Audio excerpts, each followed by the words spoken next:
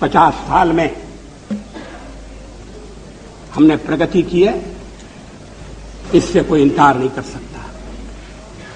चुनाव के दौरान वोट मांगते हुए, सरकार की नीतियों पर कठोर से कठोर प्रहार करते हुए, और पुरानी सरकार की नीतियों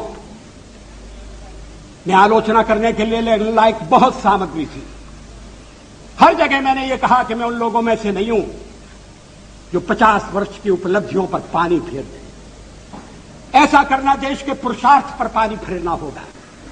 ऐसा करना देश के किसान के साथ अन्याय करना होगा, मजदूर के साथ जाति करनी होगी, आम आदमी के साथ भी वो अच्छा व्यवहार नहीं होगा। जो सवाल आज मन में उठता है और उठना चाहिए,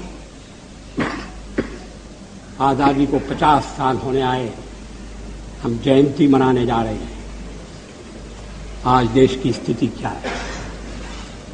हम पिछड़ क्यों गए?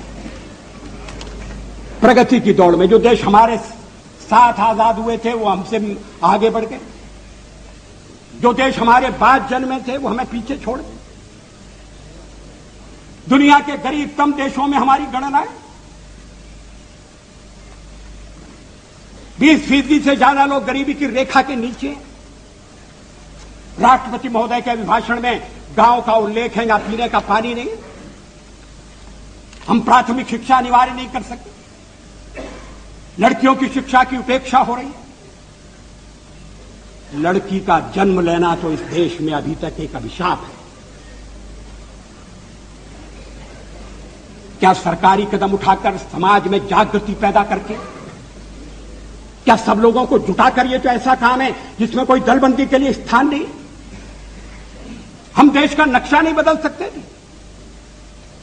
देश में साधनों की कमी नहीं है, और साधनों की अगर कमी है तो उसको ठीक ढंग से प्राप्त किया जा सकता है, साधन बढ़ाए भी जा सकते हैं। लेकिन जो साधन हैं उनका ठीक उपयोग नहीं हो रहा। जनता के ऊपर टैक्स लगाकर जो धन इकट्ठा किया जाता है उसका लाभ जनता तक नहीं पहुंचता, आम आदमी तक नहीं पहुंचता। कहां जाता है? किसकी जेब भरी जाती है? किसकी तिजोरी में वो रकम जाती है? विदेशी बैंकों में धन जाने का सिलसिला अभी तक क्यों कायम है? उसको रोकने के लिए क्या कदम उठाए गए? हम विदेशी पूंजी के लिए प्रयत्नशील हैं। विदेशी पूंजी आए, और अगर विदेशी पूंजी आती है अच्छे ढंग की टेक्नोलॉजी के लिए, इंफ्रास्ट्रक्चर के लिए, आयात निर्यात को बढ़ाने के लिए, तो कोई आपत्ति नहीं करेगा।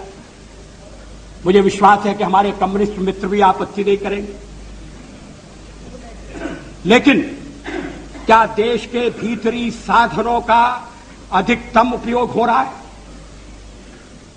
क्या यह सच नहीं है कि भ्रष्टाचार एक राष्ट्रीय रोग बन गया है? मुझे याद है स्वर्गीय राजीव गांधी ने एक भाषण में कहा था कि मैं दिल्ली से 1 रुपया भेजता हूं, मगर जहां रुपया भेजता हूं वहां पहुंचते पहुंचते 19 पैसे रह जाते। मैंने उनसे कहा कि ये चमत्कार कैसे होता है? वो हंसकर कहने लगे कि जब रुपया चलता है तो घिसता है। रुपया घिसता है, हाथ में लगता है, जेब में जाता है, छोटा हो रहा है। रुपए को पहचानना मुश्किल है। रुपया अंतर्ध्यान हो सकता है। ये देश के सिक्के की स्थिति अच्छी नहीं है। एक तो सरकारी खर्चा बढ़ गया, बढ़ता जा रहा है। उसको बिना कम किए, और कम करने के लिए आम सहमति चाहिए, सर्वदलीय सहयोग चाहिए। कोई एक दलीय काम नहीं कर सकता। हां, हमारे पुराने प्रधानमंत्री नरसिंह राव जी अगर अपने को स्थिर करने के बाद इस दिशा में थोड़ा प्रयत्न करते तो सफल होते।